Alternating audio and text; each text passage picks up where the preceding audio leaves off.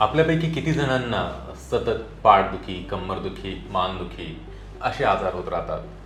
काहींना joint pain असतात किंवा सांध्यांमधून आवाज येत असतो. किती लोकांना वेट गेन होत आहे किंवा किती लोकांना प्रॉपरली झोपसुद्धा लागत नाही. हे सगळं जर तुम्हाला होत असेल तर हा व्हिडिओ नक्की तुमच्यासाठी आहे.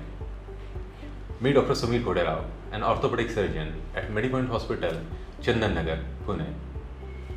माझ्या एका साध्या प्रश्नाचं उत्तर द्या. तुम्ही सूर्यप्रकाशामध्ये शेवटच्या वेळेस कधी गेला होतात? खूप सगळ्या लोकांचं उत्तर नकारात्मकच असणार आहे.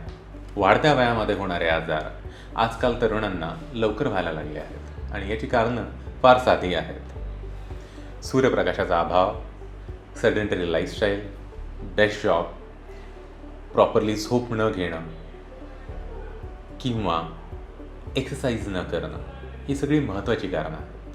आता सूर्यप्रकाशासारखी साधी आणि सिंपल गोष्ट जी आपल्याला फ्रीमध्ये भेटते आहे. मी तर म्हणतो की सूर्यप्रकाश हे एक आळशी माणसांचं औषध आहे.